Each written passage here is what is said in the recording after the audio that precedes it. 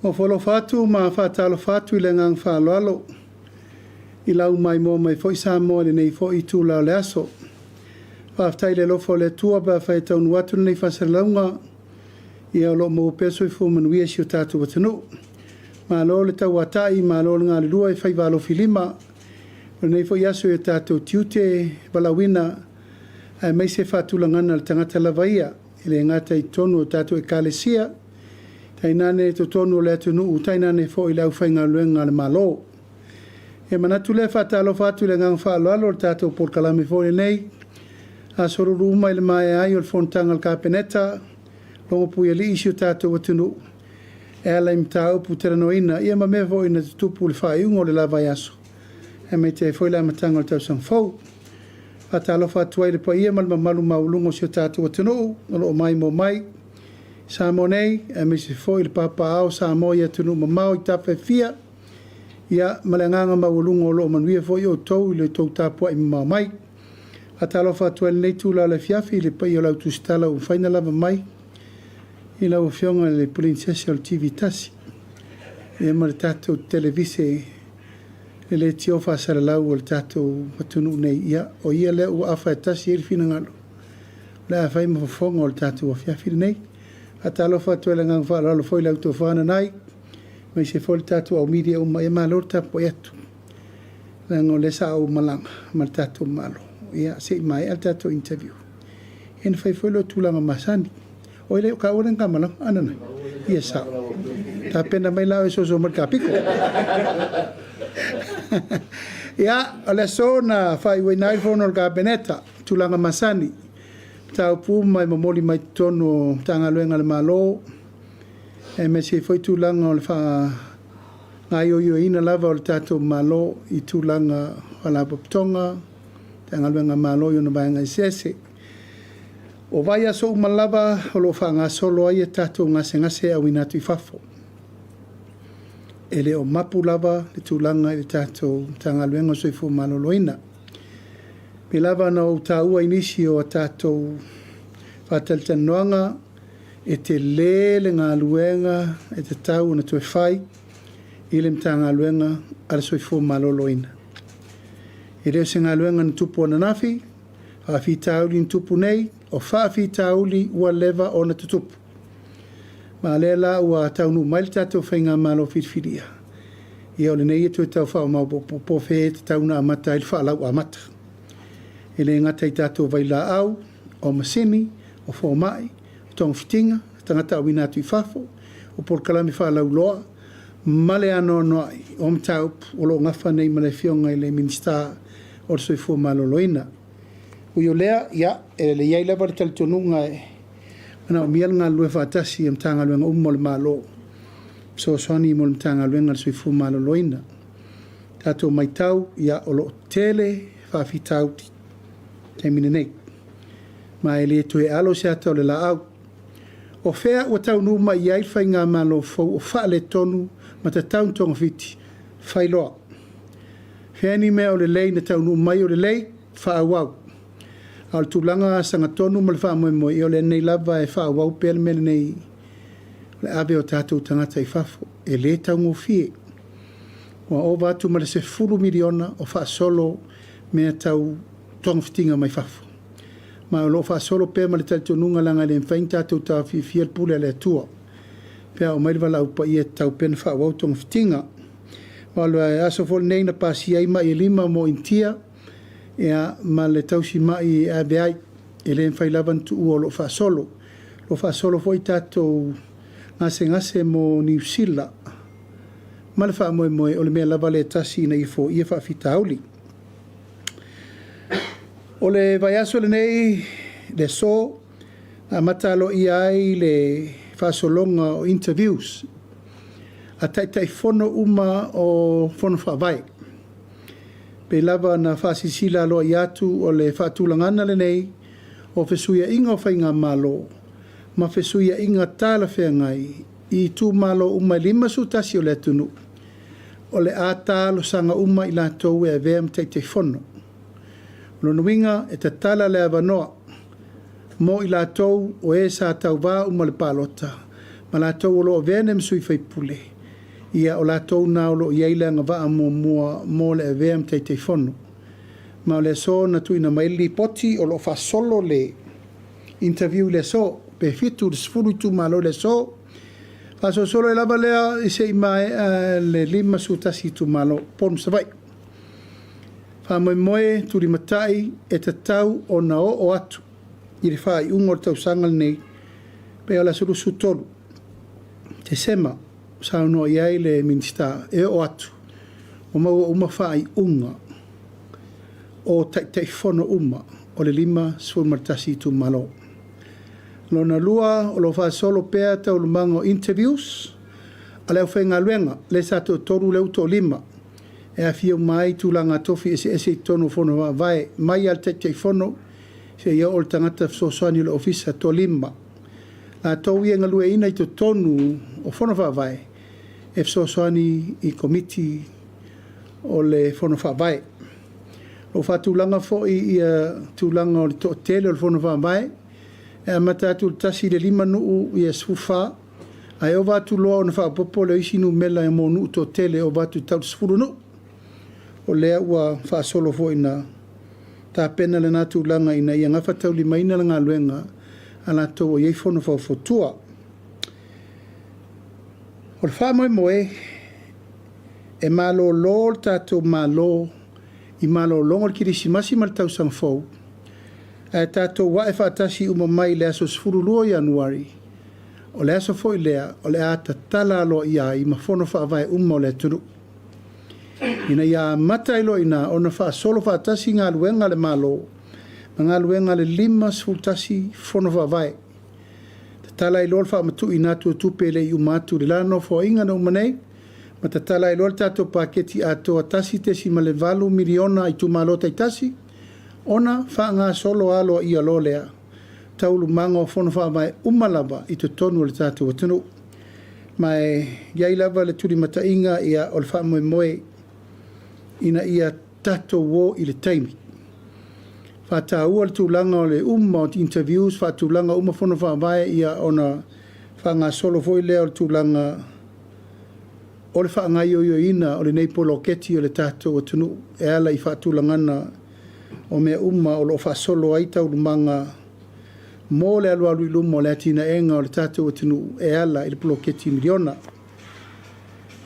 Sa whatulanga fo i le whamoe le so e ala le toi fitu na inga o le tātou company vālele o le Polinsia o le Samoa Airways. Ma ua amatain whatulanga whataratana uma whiriwhiri ai in komiti whapitoa e le ngata le whamautu wina o le committee board members al Samoa Airways a iai fo i mara committee whapitoa al kapeneta o lewa mata na whili e whengai ma le vaai ato o toa alo ia mō le toi whaatulangana o le tātou company vālele o le Samoa Airways. E iai le whamoe moe e lena o na tātou wō e tapena vālele maa mai. O le whanaunau ta inga le tātou malo ia toe wa ai tūlanga umma pe whape i le tūlanga o lo iai le au whainga luenga atoa umma le Samoa Airways i le teimiri nei. Mai lava i tūlanga tau tupe, tūlanga tau whainga luenga, i sinia vaalele, pailate vaalele, kako, traffic, so ta inga ma le tātou Airport Authority, tūlanga umma e iai tūlanga alo ia e mawhai ai o na toe whatūlanga le restructure inga o le company atoa ina ia mawhai o na lātou whatulai e toe tau ave le mea lea ua whatulanga atu le tātou malo. O lona winga, e lena o na tātou wanga i e ta pena le whamoe moe e mai o vaalele a e ta tau o na tilo tilo i le ano whale o le company po o ngafa tau li maina. O le maua ua ave nisi o tātou kako handling inisi o company vaalele tonga la ia isi, Qantas la handolina isi, e New Zealand la handolina isi. Al me leu tātou tāpena. Tātou te tāpena e toi whai uma tātou me uma. Security, mea ai, cargo, traffic, operation, administration, finance, ticketing office, o mea umana. Tauna ngā il tāpena ngā tātou malo. pe on sirfia sa tatou wo yaso i o ticketing system e whaonga ai tūlanga o travel agents.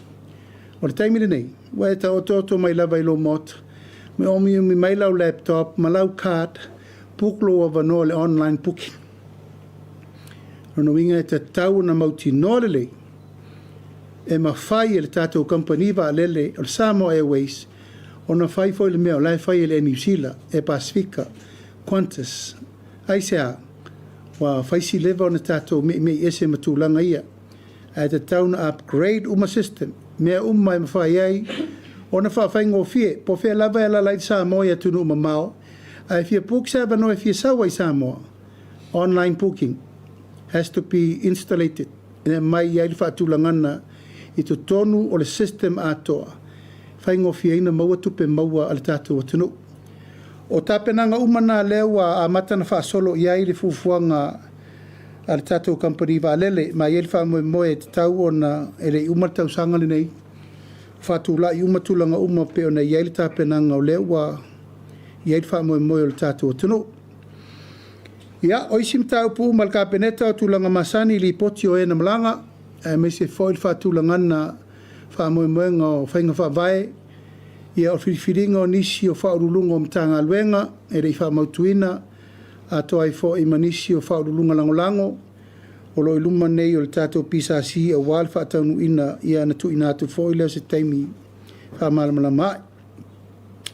Ia, o mta upu muli o leo o toi te liu mai whanua le whainga malanga, sa tātou tau mā vai i fo i lava yaso o le malanga atu i tutuila mamanua, ia ono le wala upa ia mai le tātou Amerika Samoa, wala au mamalu mai, e a fio atu le tātou malo, mai se le fionga le mamalu le malo, le fionga e le whafonga whetalai, ia malo ualu, o le taitai o le malo, i le wala au wha alo alo mai. E tātou te au atu a wai atu i le tala alo ia o le lato mo te whono. Mai o te taofi wano fofale ia sa tu ia maa le sila. Mai mo mai le tunu i tulanga uma sa fatino. Na tātou wō ma le talitolunga ia e iai le tātou so tanga ba wala lata mtutuile mamanua le. Tu ma le anganu fa Samoa. Ia o le sa fatino uma tulanga ia. I le tulanga sili o na iai le talitolunga ia o i wangata il tātou fai me le lein tapena. Ui o lea whaaftai le tua na tau lau o le wha moe ia ma iai fo il tulanga o le talisapaia. E o tātou uso e le ngate le whainga malo, ia alfsanga inga fo e tutuila mamanua, i le tātou au malanga. Ma u whātaunu inai nisi o teranoanga sa whātino ai fontanga, i le vāo au ma le fionga le riko vana, sa whāpea fo i ona fono le fionga le au malu le malo, ia ma le tali whaaloalo le fionga le riko vana. Sa whailo ai fo i fia ma tali whaaloalo le fionga le perestene le senate, nei nane le fionga le fonga whetalai, i le au malanga atoa. Iai foi tūlanga sa iai le whaaloalo nisi foi le paia ma le mamalu o le tātou watunu. Sa ma uma lo lalam papa au ia tunu mamao, tutuila mamanua. Sa ma ua foi il tūlanga e whasoa ai, i le tūlanga lautele. Ia ma mai foi la tom ta upu e tusa o fufuanga tauna maua tuaisef sosoni mo la tau. Ta upu taua, fe malanga inga, ta ILSS Church, ia o whelaua inga i waa, o le puipuinga o whalau whasaina, ia mai se ai whe malanga inga i whatongo whia pasese. Ma o lea wanoa, o mele au maua e wha leo mai e fo ile nganga whaafitai. Pa ia malama malu o tātou atunu, o la lalam papa au i tutuila mamanua. Sa mau fort so ta inga wala lata ma le tātou company o le Starkiss, sa mātou whela i fia ma le li pule ma le pule ngā atoa. Ma momoli mai ele lato whaftai tele o no le. A watu pei nei o le iwa suru 5% o le rua afe. Mo tupu tangata whainga aluenga lai tutuila le taimini nei. E man lato tertununga e te tau o na whaile tūlanga wāwala lata sa o whautua iai. E tau uma mai le tātou malo. Isi la sanga e teu te waile wālea. Ma pui pui ai pēr le wālea o whawhitau le tūlai mai. O le mtaupu na longo ina mai au, to tele nisio i la tau na malanga atu i ngā luenga nei e Starkiss, aolo i ai le whawhita auli, i mea tutupu, i mea o loo lala mana nofo mpapa au ai. ia ua manatu ai company ua latou saunia ni fale nonofo e le toe o aina i tātou tangata i e nonofo i latou ainga i o ai o sao a latou i fale nofo la nei ua tāpena pe tolu fale laua u whalongo wa maua le avanoa mo i latou e i mautuni me nonofo ai ia mai o se whatupu manatu mo au nei o le taitai o le malo ia sa o wa siasia i loi tūlanga o le tātou whanua le tutuila ia ma ngā iai ma le fionga li konsula ia fata ia e tatau ana tātou titiro ma mao ma vava ai o le nei lava ua fia sultau sanga o mai tātou whanua mai atu tuila ma manu atasi le eka i tāwhuna e le as tātou meo whai ai na tua i lea whaatonu le fionga li konsula ta pena mai se pepa e mai ka peneta ua tatau o na whau tātou ofisa i tutuila ma manu whaamautu le leile ofisa whaamautu le mea nofo le konsula e ma tātou fsosoani le staki se whaini si whare nofo whaopopo. Wa tātou lava i atu mtoi whaamapopo mana nofo ai. E ma whaile ati na e whatau ai le tūlanga o le sosoani mo ngā luenga maua mo tutuila. Ma na tā ua e le purisili e toi mana o mia nisi ngā luenga se toru se lau. E a o whai ai tatia mailo whanonga. O le a umatangata o le atu nu una. Tātou whaasolo i tūlanga ia e tauna fuafua le lei. Ina ia iai tangata e o whai ngalwenga. A iai fwoi tangata e tauntari mau e ati na el tātou atunu. Au tū ma ia ma wala ia e tā ua tele ono le ati na e ngai tātou tupe maua. A e tātou fwoi tātou sila ma mau. Mō le la sanga, long term running. E tātou ona ma losi le manpower i nei a wā tātou ngalwenga whai. A e mo le taimile nei, ia o lo o maile ava noa. Nono winga we have to take advantage of a time. Ma le mele tātou te whasolo e le taimile nei. Al tūlanga sili o na tā ua i le nei malanga o le mamoli o le whaafitai ma le whaamano i le langona ma le manatu ia ua o i eili taunu unga i le siitai o le mawhitanga le nei. Pisa tātou woa i aso ia tulou lava na ndo atu atara no tala no mta upu whaale malo uma. E re iai se loloto tele o le manatu ma le langona i so tanga whaale anganu. Ma ua manatu ai e tā ua tele le tātou whaalata lata ua e mawhai uma isi me uma. Pe a whai e mawhanawhana ma vāvala lata le tātou so tanga ma tautuila ma manu. Mai o i o te teletonu o se tūlanga le leilea. O sauno foi le liko vana e whaua umalava tūlanga o sota inga tau whainga malo. Le la tue te pena ele tātou a tō sa mua le tau sang fō. Wha tūlanga le lei mai o tātou le la atari le tau sang fō. O aia malanga mai, tā pena uma tūlanga masani whtala no inga. Tangalwenga, whalapoptonga. Ia malato foi directors malato uma e fa solo ai tau lumanga ole atina ino malo e lua o ma foi na tu atu le tato malo le tasile eka i tau mesina ia o fa moi fa tu fo l'office tu tuila ma manu ai nei tengo fie ke to pemita tengo fie inga tengo fie yuta fela wa tengo fie mai me tala fenga ia mo tato bana nofo ai nei me e level fa moi ia e maua le sootanga vāvala lata i mea pe ona tātou iai. Ia, o le vaenga muli, ia ua manatu pē te tauna no foilo, ia sātu ia ma, langa ele o toi lilo la lola utou sisi latu i whaalolonga ma mea na whai mō tātou malanga.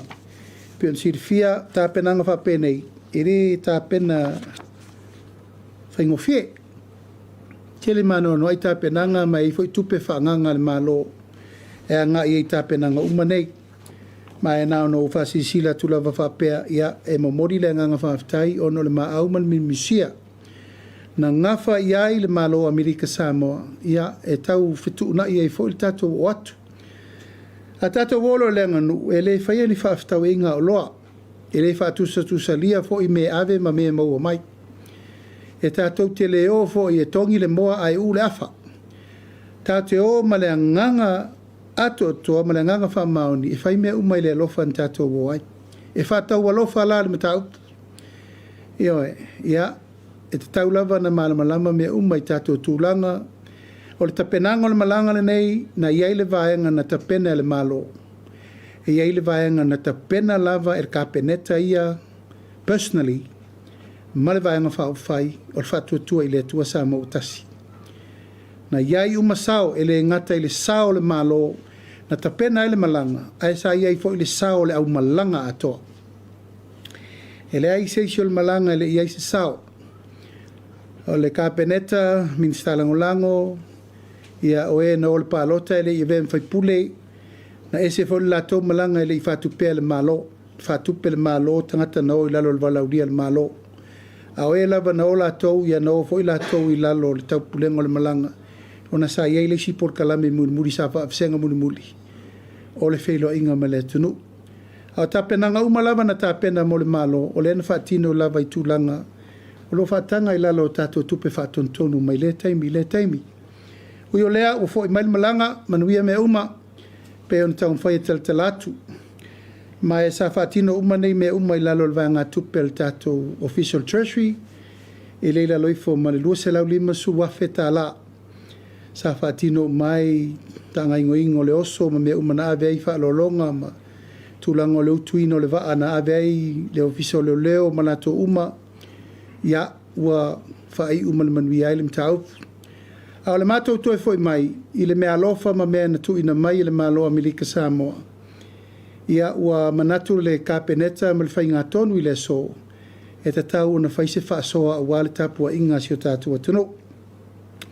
Tapua inga Samoa u foi mai ele malanga, ua whaawasenga le tino i tupe tolu se lau wafe tā la, toi whaafo i te tonu o le treasury. Malanga a toa ma le tupe na maua mai le mea alofa na mai a Milika Samoa, whaafoi i te tonu le tolu se lau wafe tā la. Ina ia mawhaina fsoasoani ai whaatupe ina o mo tātou mele nāt. Lena uvai atu na lua se lau lima sifuru ren whaatino. Ia leo whaafoi tonu le tolu se lau wafe. O lo iai mal whaasilinga o le whanau nau ta inga. Ele umaita penanga o malanga whaapenei. Ia ilawa le taltununga le lei le whai atu matali mai a lo iai whaapolpolo. Tātou me masani. O isi whaasilinga. Ea na whaasoa uma i le au malanga. Malatou no, nano to sisilatu. To titi lava fitus for montupu lo viso leo. Wha il pu, malatou uma no. Ia e mese fo i le paia o le kapeneta, ia malima malu i ministala ngolango. Wha ururungo mtanga luenga le malo, malatou uma na malanga wha atasi le nei malanga. Ia, o iel tel tonunga, ia, o la tauni na na patia ele. Tato wha moe, ia wha penal, tato wha soa wha sa mo pe a whai. Ia i fol tūlanga e ave per wha alo, inisi fo i sa tapo i atu, lesa matu malanga mai leo malun malo. Au matu manatu, ia ta pena se wha alo fo i ave tato sui ul fono sui tofia. Le fo ua mai au na wha tea i tūlanga o palpala malo, i mastino i tupe a walta po inga lvano fo tolu, i onga sui ul fono sui tofia. Ia e wha pena fo i le wha soa wa nga i lava i tūlanga lautele, i tātou alapo pitonga o lo iai le tausinga o tātou tinamata mamatua i mapu i whangalele. Mapu i whangalele lima awheta la, Monique vai lima awheta la, mapu i purotu i savai lima awheta la, Senese lua awheta la, Loto tau mawhai lua awheta la, Samoa Victim Support lua awheta la, Kosena lua awheta la, Nonu o le alofa lua awheta la, Cancer Society lua awheta la, Hia malamalama lua awheta la, o le associate tangata e po le vai lua awheta la, e no le vai lua awheta la. Ia, whapena fo ina ta pena le soasoani a ngai pe ie na o, e fionga le minstal kapeneta, minstal langolango, ia e meise fo i le tūlanga o le ofisa o leo atoa. Ta pena fo ia lato, pa oso ma me uma na ise eleni tu i o lato lima. Tala masina i le tātou wha moe na whai. Ia, wha pena fo in ta pena se wha soasoani e tau walatu i le. Ie fo isa avea ma pāre mi o le tātou malo. Sungai atu le epa le tei o le tua ngai. Tai nane voi le fionga sa wha pito ia fia me. Ia, ua mai e fo ina wha tea. O manatu e wha leo ina le amatanga fau le nei. Ina ia malama lama leile tātou watunu. O so se masii po so se malanga le tātou malo e tapena. E tātou te tapena ma le talitonunga. Wha moe le muri o leola. A wale tapo i atu le tātou o tenu. Le ana leina mafua o na whaavasenga le tātou tino tupe. E toe whaafoi te tonu o le tātou sao ngā tupe a o meo lo whaatino i tupe le tunu. Ia whaia lea ma le tāpua inga Samoa atoa e toru se lau wafe tā la le tupe. Ua wha o ina ia ao le tātou treasury. Mo le wha moe. Ina ia tapena inisi e tātou wha moe ngā wha pēnei mo le rumana. Au isi tūlanga uma ma le wha moe mo le tāpenanga fo isi tātou teri ngā malo. O lo o tāpua ia le tātou ato Samoa. Tau sang fau. So o toi ma le tātou sisi ngā fua. Ia manisi e tātou fufuang. O mea umanei. O tātou teri ngā malo. Lona winga whaile a matanga le nei mwhaataitai ngā fau le nei. Tātou te tāpena. Ia ai fo me te tauna tapena ato toa. Fa wa wai pel tato fai mele lei mo lumana. Ia ele fai ti ai lenga fa aftai fai wai se fol sanga ile ma lo tu tuila ma manua. Au fionga kovana ma lutena kovana. Taina ne foi la fionga presidente del senate sui ole sentoa. Ane la fionga fong talaim sui ma mal umol mota male fai nga malo. Tutuila ma manua ia whaaftai le tua wa tau manur wha moe mai wai umanuia le tātou. Whilo inga ma le mafuanga na lai o nou tau palau wha alolo mai. Ia mātou te malanga atu o wal tātou wha moe. Ia tātou whilo i fo i se aso pe wha so solo a tātou polkalame o uman wha tātia. Ia as forsanga po pōna. O tāpua inga le tātou au miria e talatu pela vano e tasi afe.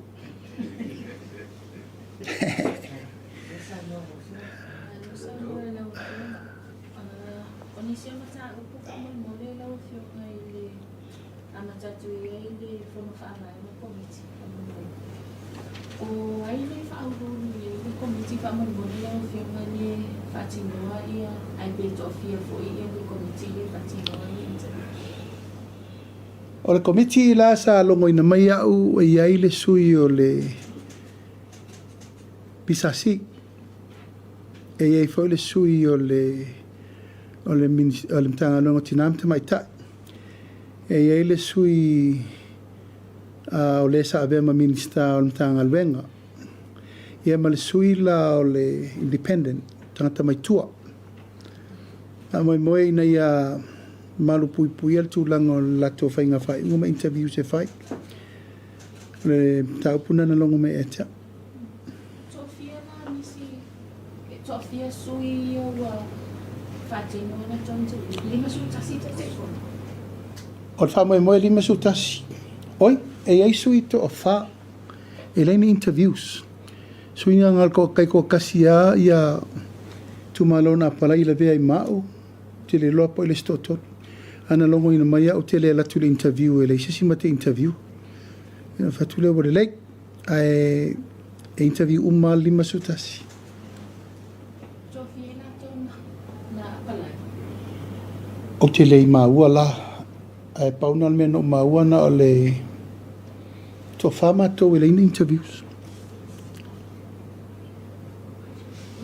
wa was there ni le mata o kule famu le la o le mata o kule ai fo fa bai o le mata o kule ai sa mo mai o na fa ya ni fa ai una famu sino mo fa sa le ana e yo recommendation to umai le famu sino mo ko fa ya bai ono ole tunanga le ina ia awane i toi afia ia tupe from fa bai Olela sa amay yung recommendation package to what you left yung ngayon form of tanay. Yung recommendation and from sa mga family. It's a tao o nakaamabay, it's a phone. Mansangat sa final wing or phone of abay. Ole i-issue na maya iya lewit ale kafyo ngayon naman. Mo lato niya la tao ba ilifay na parot. Una ole lang sa iya awan ito jula ay malifakit tao din. O le whaonga o tupe po se le e whatinoa i whatosina e le whapea mai ane o whaonga se le sa July mai fo i tupe. But it was just the timing there sa manino lava i le whaiunga whakasinonga.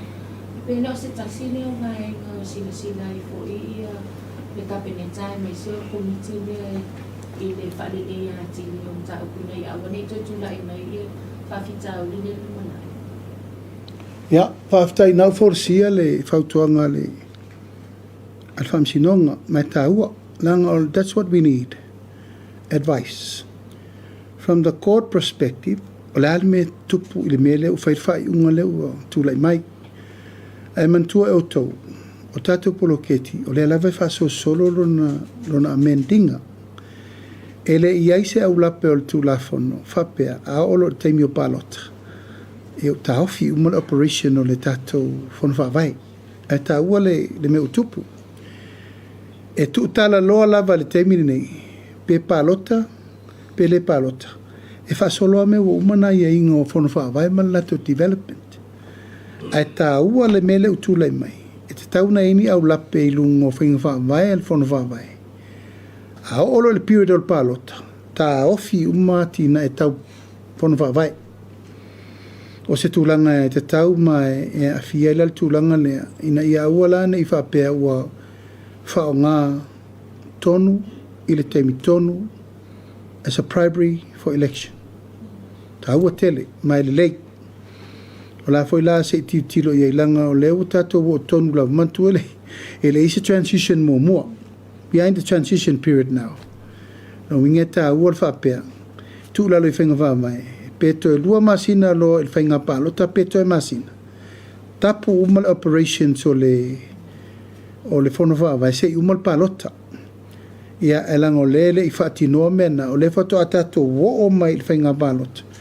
Ia la e alu al por kalame e langa ele iengi ni a ienga a mea la nata lor palota ai taua le meu tūlai mai au lava lea I tu mata manga le leil wha moe moe o le awala na wha o ngā ai na male taimi na wha o ngā ai tai pe o le me voile o le tautua wha awak a pea o le 5 tausanga sa o walu e whaima liu o lo ainga 5 years o le maliu e le tau pulea, pe palota, pe le palota, e mali wartangata. A ola ke mo palo, fa melo lai, wa sala nga elu mali ula ngo le prep le mena la elu fai. So ta wala stuna. Ta wana ile ula pe a o mali e halwa mali ula ngo le mele tau pule tato. E o vola le mele wa mail tu ala lo famsinonga. Ya ola ule tarituali maina le finanga lo famsinonga. Mantua la a wha pefa ma vai tai te fono ma meo. Wa end up pai ile le tūlanga le fono wha vai a reli wha ma api e wha maltem ato. We are also in the transition period. E te tau ai le isa vali te tonu le whai pule fau po te fono fau. O le fono wha vai wa uma tusi o le 5 tausanga. Wa I loa tupe na wha alu, wa I loa mena whai. Ina ia mauti no ai e pasi le te fono fau. Pasi le te fono tuai, limo te fono fau, a ua mauti noa, ua sao uma wha mamonga. Manele, ai whaftail tu a lalo le whamsinonga. Ano whaftail o whionga, ni a polisi o mata o ku whamamu. O le taman tuol vai aso ni le tato whilua I mapo I aso. Mata o ku le wala o pasanina. Na o mai taua I se vai no le sonoa mata. E inisi o maua, I drug test ang sana mo mo yun. Ipapia e inisi mo fa vai sana na to test drug test na positive. Wa ngalo na no officially to lo na ai ben fayo na fa manino mai pe bo o mai semi potiani sulkom Singapore ina to mo afia. Ma na ia lo fio sa o kom sino leo. Ta o tu ia te alternata na a le te famonia. O longo mea. Ia, a le talia tu rol kom sino le nga sa lo karia. Ai ave mo le ava no il kom sino le oia nana longona. He has to present that to the nation for fa pe o fa tu la tala. Ai le lava sa no sa o kom sino le po o ai le tangata le lungo fa o lungo o mon tanga le ngale na maua. A le tali lora le atau e na sauro lo tali atu. Talo fiong. E ele ele whakawa matono i nana ua o whapea o le whae unga kapeneta lori atu. Lea salu whamamalu lea sona fua lea sona. Taku wa iona toe watuni whaasana lau mawhoi a whapisimisi o whaasana lau ngale malo. I private media industry. O le fisilina lau ia pe se mafua amawa. Wa whaia i le whae unga kapeneta i whaonga na o whanawhasana lau malo. Ia o ministries o social media ministries taitasi. Ia whapea ngani per secretary. Ia whaftai, o le whai unga i lalo ai inga masani al kabineta e confidential. Ia a o wala umani, le sa mato pui e lava, tasi nei mafuanga, le sa li o le malo. Le mea lale nei, o le whai unga le malo, ai talana i mai fafo, ai le i wha mautuina umam ta upu tau le malo. Le li o ngā tonua lewa e sao no mai ei. I le vai mamao mo le rumana i ma le tāpenanga mo le atunu umalo na sao ngā lemu. E tau anta pena le malo e amatatu nei. Wa le tasi, wa le atulasi, e le a fia matangi se whamatalanga i walesi whasala lau o lo osanga tonu pere la tofa mai moe. A le mai tau le me fo i lea na wawa il teimini nei, o le anganga lava le momoli atu. Ia sao, sanga tonu, whamaoni, whamatalanga uma e tu atu malo. Al mele matou te mai tau, ia tu lou lava, o le mafuanga le o le te, le bebesi lea lu te mine. Ona ese whamatalanga le watu le malo, ese whamatalanga i ui e whasala lau ngoa nisi o lau whai newspaper, nisi fo lau tirio le tio whasala lau ma mea uma lava.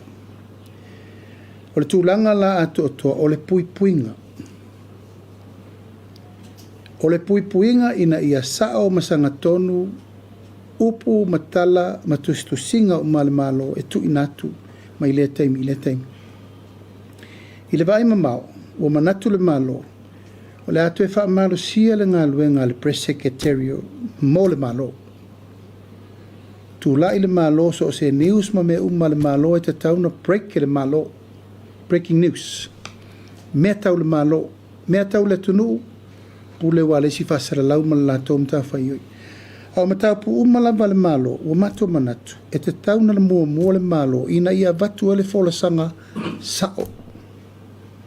Al mele tau whainei, o sau mai whafol folasanga le malo, tau ma whai atu le malo whasa o sao. O le ropo whe au wai irfina ngalo le tunu. E mua lava le nā. E le tau ngō fia le mea nei, o le tau pepelo ina o whai pule, e maise au nei o le pāna mea, taimi uma, maso uma o le mele atu. O mea whaatusa ai le whaalumaluma, o le tau whai, o le tau whaaleanga, o le whai tio mea umalava. O leanga i mai tustusinga nei, i o matu tangata, personally. Ai ngalo ato le mele iei. E le o mātou le e anga i mai ei. O le e wha marunga le malo ia mātou. A tātou le whaia se me le teimine nei. O lono winga, o le me tū lai mai le lumanai. O pūlea mai whafo ainga. Winga o le alua o le whailanga kala wha sefa mai le ama.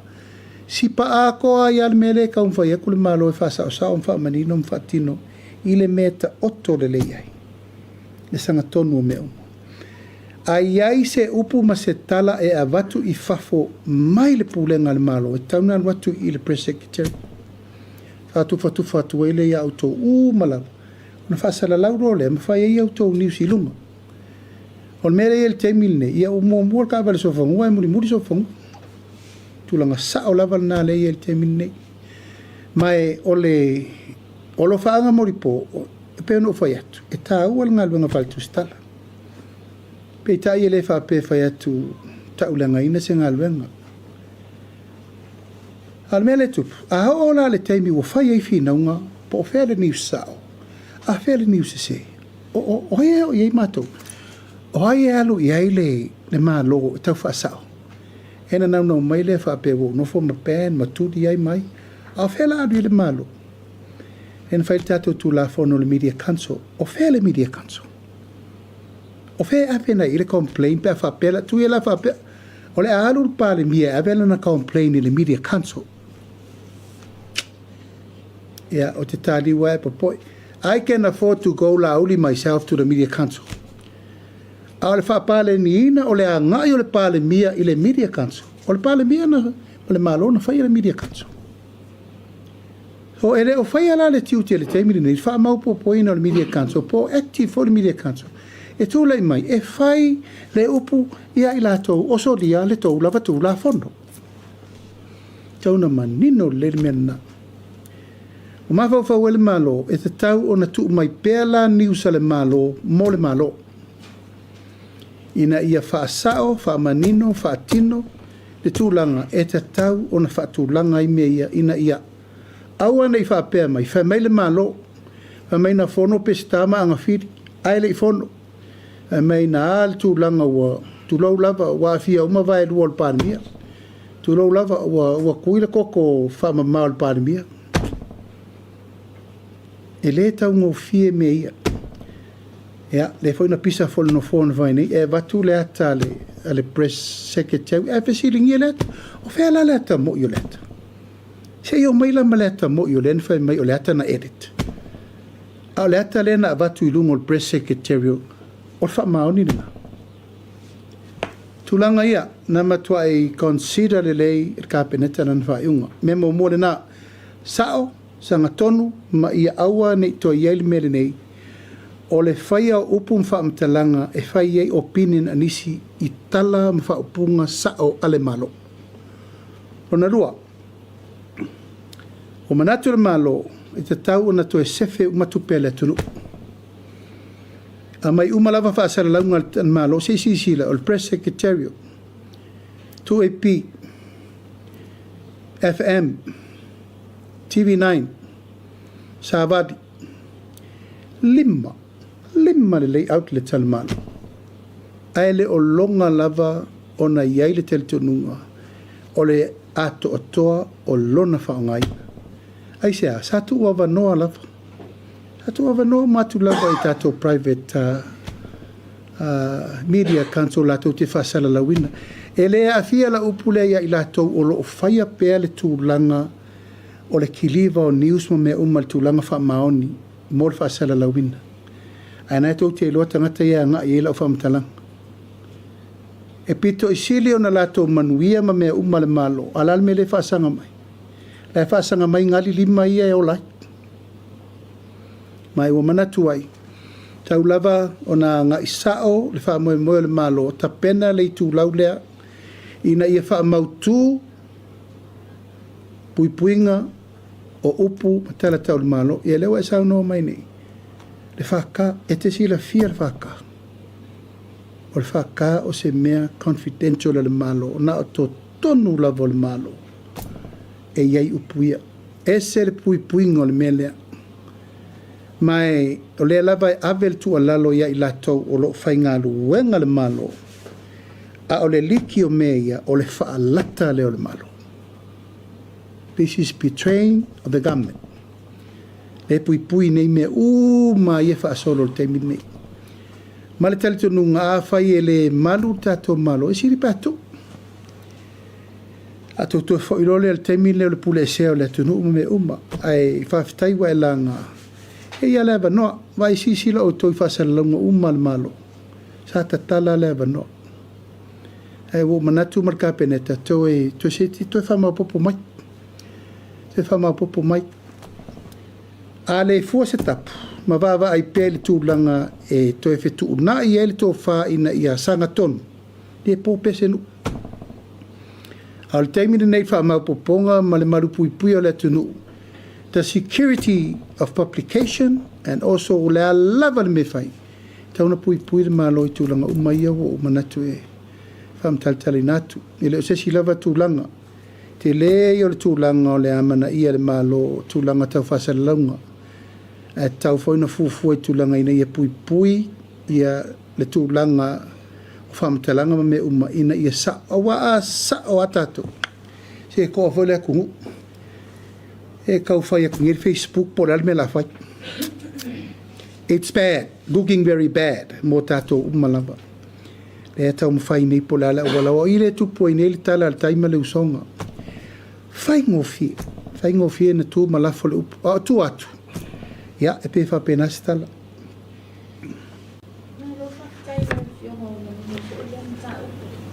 O lesi la mta ko fa mo mo le ta mo ato na wa a hia ina ko fa na ko to na ko ia asi ne se le so so ali po ni alu fa ko ia na le se tala mo le pa fita le asi ta na ko to na le sa le no se Oil ba engale ia sa bala mai ya bala mai la osol ba le ke ko kuila e no fatu la ia fatu ono sai mai e ele tu lang ta wenti tiro le malo le wala tu fata sila to umane i mana onga tu mau o mana onga tu mau pe pola wa ai pe longo noa tu lo lava pola lava mai o tino e te tau ona ele fa mo te tau na va ai afu atu mai la to e mai ai rola tu langa le langa la run private umai la toa onga nei o le wha moe moe por kala me malo e so ni to ingo whaia onga me ai tamaiti it's another package le plan atu o le tūlanga fo ia o le tele o whala puputonga nei wo pe fia melen o lau atua ono fitu tuftu whangalen whai nei wa tau na sila e malo i le awala e wha tūlanga ai se afu e tasi fa so mai me tau disability e peila al mele u fai if you qualify as a disability kor se lau kalala ku pen masing lona winga e tau foi lana sila le awala e tweet ya o ngai loto tau mu fai se nese ye malama awai e se umala to pulenga ale lau tangi mai nei fa pe wodova yaso e ko nyela ko and who was responsible for them. Ia, o le pulenga lana na mena ma pauia la tau. Ai le alo le malo leo o fai atu. Se ta pena le leile taimi e tauna mai umma wha tumtumunga o a ongangi. Tala noa iai. Ma mawha u po le ale le sila sanga fau mo le rumana. I po a fai whawhita au li le la tau te whea ngai. Lango te loe le tasi se whawhita au. Te lo foi la ia isi fala poputonga ese atu fala poputonga i wa velta to tufa la foi a fiel mele ai te tonu la ia se temi muli a voi fa fonga mai la tonu mato fiutanga i nei taia e te me te vala o toi o mai se faile tala on ta pena rola i ole afu etasi o i to infa fitauli tu langole fa faina pulengo a onga ole mata ukule ile status lawan fiona ole teman tua ile penga malu nasi ngabaya ele ko kuang mai e patino ko tausia ni pani mo na tatu tangan te pa tau ile o to ya mai pe na pani o ni tatu pena to hanga i mai to lo o ye se fo kuang fa pe lo fiona ko ya se tu ka o te lei maua i sufuanga whapea. Ai no ua oi tutuila so olo te vaile whanua le ma uvesili a tato konsula e a mawheiloa i loa ma le pulenga stakis sa no mai loa. E lau whaatonu tato konsula ta pena mele amatanga o tato project le ma tutuila. Tauna whai ultau sang fau o e stato por kalame mua whaatoa le whanua sa loa ova malfia. Sfuru mo tupu tau sanga talu nil tātou eka. Rona rua whau le ofisa, whau mo le meno foi o lai rent le tātou konsule whafo. Whau mau tūla whale ia te sao no mai e. Hei tātou tangata e o yo. E o tūno no foi le lato ainga. E lua masinga e le irkengi. Koru lo masinga a makang wha isa. E lo le mal me voilea. O le ato e tipoti oe, wa umalo ua ngā sponsai oe. Ia, whawhitauli na no mai. Le whawhitauli, tō tele tangata e no atu nei I ngā luenga whawai teimi. O lai whal pui pui. Amerika Samoa. Ia, o tasil nā tūlanga o lea tūlai mai. Ai alan whal pui pui. O tūlanga la ia o whawhita audi. Lai tutupu meno no whai. O atu i o suilo langa. Pia, whalau wasaina. Ia, tūlanga la nā o isori lo mar tūlafon. Le to el watu whenga luenga. Fia so misi. Tuli atu, ia aluroa, whaaso e sā, whaasolo a koi o, ole koi o stākisa, o esel me woi. We are doing that now. Mai tal tonu, mena taun whai. Si sa au fia I se tau whatala no, mai e tūna, ngani e whakitau I moi lea o roa, le wala ngā maua mai ia, le CSI, le siwai e so e te maua mai le CSX, mai Amerika Samoa, le se. Sa ol matala malkovana. O la ua vaiaso lente atu nei. O longo ina ua lau wha mautu le warehouse folk. A Samoa Shipping Corporation. O le warehouse lea. Ave uma I tato uta nga I mai mo podu. Ia, o ina la lea e wha moe moe. O ina, e te tau o na whairi screen. Ai lei a maia se uka e kasi rungo le wa. Taimi nei, o lai pālu ma rungo le wafu meu. O nono winga e nana atu o le tanga luenga le a kiri a Amerika Samoa. Ato lau in wha solo tua le e le se control le mo tātou. Ma e whaftai le liko wana o laua o tārsanga I. E tauna amata mea na to screen. Ia, ai pēl whawhita uli lau e tau le tātou wafu I oe. E au ngā me tupu. Lua vai aso, lua tasir vai aso, ai so mea lua. Ina ua whato a tātou ue whao ngā me o levan taun whao ngā. Nā so fau mātou te whilo I alo I aino o whato nua I alo viso tute. Ina ua maua mene I a mata I tū ma matala. A mai umalala tō lisi o ni mea whai ngā ruenga e le o iai I le teimine nei. Taun whaatino. E wano ta o talia tātou mai le lua. E au wai atu lau a matan tau wha o ngā mai le. Ia. O mai se whai homa le review o tanga luenga tū. E o ke kala mā kura ni wha o ngā le. Le tunu ue. A whai tātou te le malu I mene. Nia lava e tautonga whiti atu le spito. A lewa a mata no so whai le spito. O mai le nei. E le tau ngofie. E o watu maltai miliona e ko le niei mai le nei. Mai le tau ngofie fo a ila New Zealand. A lewa vai atu le pepa. Ke le lopo le altu inga overdose lewa overdose ai me le o. Kau le workplace o le mai le songsongi. E wha la fonga. Ai le lei. Pā wale o le awala e le mawhai e sesinga corrupt o le whai ai o le mai le alo songsongi mei. E mawhai e tangata na tempa le scanner ma me uma.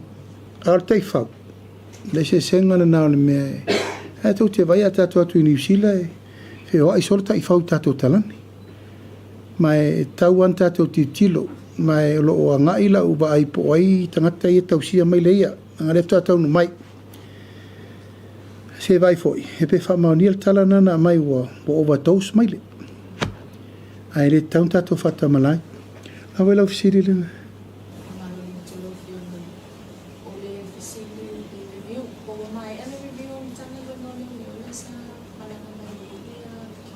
Yeah, although fatalieli poti, I'm waiting for the final report. Ale upule na mai e te uele e te ingo le malanga. O le ao mai leo New Zealand e whai ngā luenga whaatasi mā tātou leo. That is the new beginning o le mea lea sa nau nau e sosoani. Pilanga tau susuenga, prosecution, training, liko, ia maisi mta upu wha leo. mai e tau lava na tātou tari sapaia wanoa nei. A whai wa mana o mia na tanga luenga sosoani nei, wa tau na mai. Mai e tātou te le mele ina e meisa New Zealand. O New Zealand na tusia uma tātou tulafono leo leo. You know, it is their administration formatting uma tātou tulanga uma o le tātou tulafono leo leo. No winga o tātou tu e apa ia New Zealand sosoani mai mo tātou.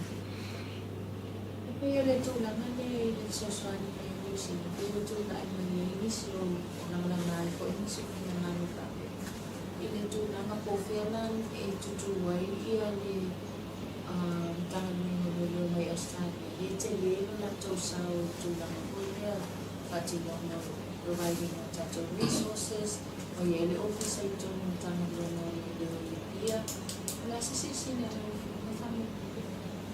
Ele o motul tātou whainga pānga ma Australia. E tātou te whaftaia fo ile anga email malo Australia. Mi fo tai au sa matara no el telefoni ma le minister vai fa fo Australia. Yo Honorable Penny sa matara no nei. Ia malo mai fo I tauru mango me uma. Ma ufa aftai fo I el tātou whainga pānga. Te lere sa o Australia in the resources and covering. Ai le o afia la tau tūlanga o tūlanga o administration ma me uma tau tūlafono ma me wapena. O le la tau nātu restriction na mana na o e la tau. E sosoani mai la tau tūlanga me uma lava tau sosoani me whaitino ma me uma o ntanga luenga.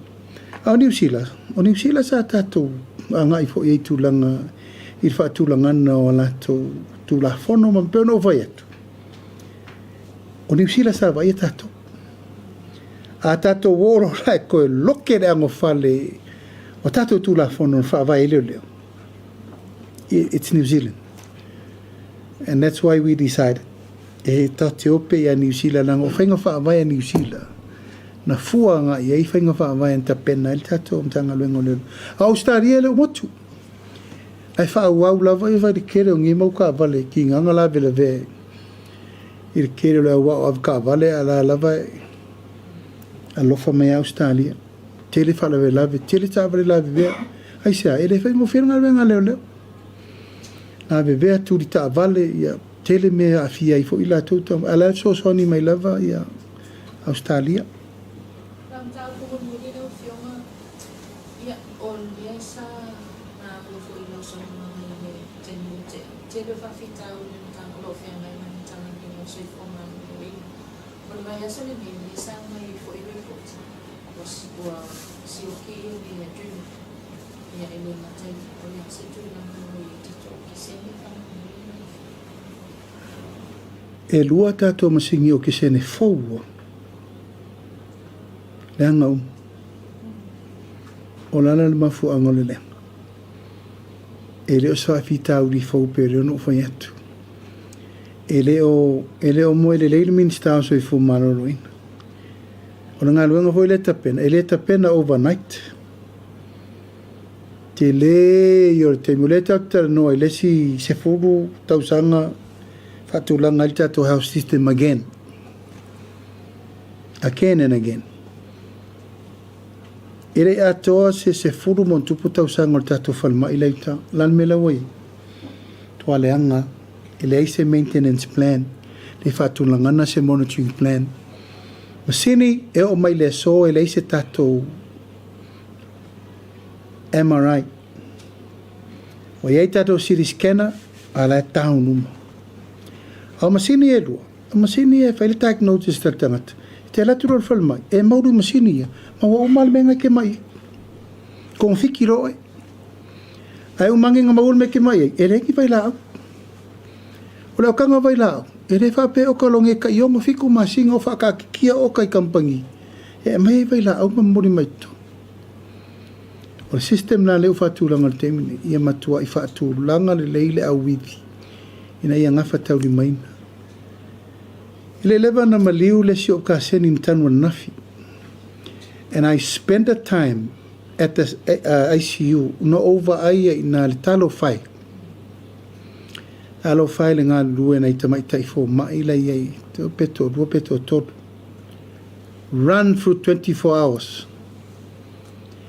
Male ese lo tarisa pair nga luenga tamai tai fomai. You know, la uva ai ma la tilo ma le whaati nongo nga luenga peita. E le ola pini masini tangata. Una lava le taimi e malolo ai, ma lava le taimi reserve ai, ma lava le taimi to e whaatulanga i lesi taimi, lesi sifi. Al mai taula iei, la lava sioki fomai. Feo lolo tātou teine tau simai, e varu se lau teine tau simai la service inga le tunu. Tātou fomai, ina se lau mon tupu lau tātou falma, la vawe whena server nei se lau mon tupu. O le loma nei le tala noanga ma le medical council, ma fo mai u mai sa moa, me tala noa, o le ar me le tupu. O le atonu me le tupu. O na o le ngase o le tunu, ma la ui fafo, tele tātou tupelu, what are we doing? O la tātou me le tau mwhai te mini. E le lei le motu o le pā ua i loa, ai a mata lono tāru sanga i atunu mamao, e maini fo mai e sosan. E le whaintā. E whaintā tāru sanga i a Intia, Saina, New Zealand, Whailava. We need, that's urgently need. Ai le mwhaina la loa langa o le e tātou fo mai nei.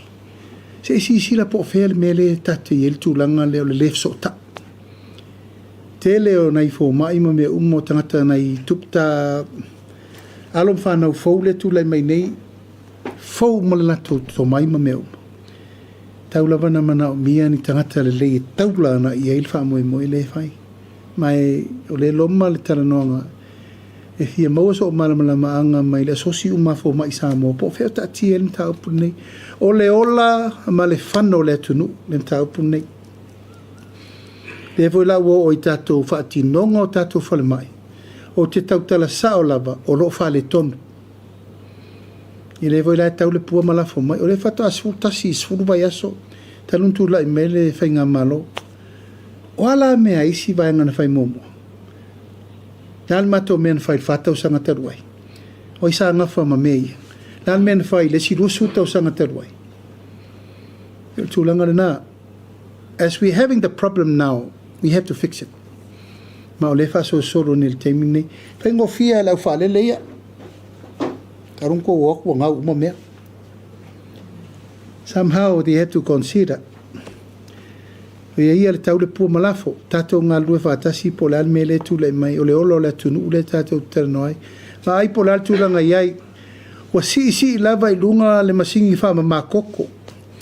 Nal me tau na whai, ngā lue whātasi re kālesia, ngā lue whātasi re akutunu. Tātou tara noi me ai pāleni ma me ai e mawar sui fu maloloina e whai titi ai. Tūlanga o mea ia le tutupu i whai ve wha mai le pisi. Tūlanga o mai puipui ai le atunu ato. It's a global and it's a collective responsibility e tātou umo le atunu. Tātou tala noa. Ai mor sui fu maloloina lava ia. Te lere ngā luenga o le whai. Mai o le whai. E leo lai titi na o tau le moe le lei o le minsta o soi fu malolo ina i ona whai valo whirima le tau whai fixed. Ia o lewa o talitonu nei o oe tasi ai afi. Tele mamao au fisili. Na e leo to tele le sa masani tato i. Ui o lea, ia. Pine ulo oe le fiafi nei. Mori le nganga whaftai tele, lau fionga sui o tato TV tasi. O le atfoi whaftai tele, le paia malu o le tātou atunu o lo mai mo mai i le tātou por kalamele nei taimi malautu stala. A malulu atu Samoa, ti upu foi wala vale, taulu manga o le wha moe moe ngā wā le tātou por kalamele nei e fiafi. E olo le vai asa fau, tātou taranolo i asfalele. Na ngā lewa tālu sanga mai lautu stala i le eva no multo tele o no asoruru e whaino leila to nisu e mawaila to tupe. Ai whamanu e tele le atua ne fiafi lau mai mo mai Samoa ma le tātou whilo inga ma le tāpo inga alo whangia le atua fo le whai ungo ne vai aso i whai whamtutu mga luenga whaso i fuia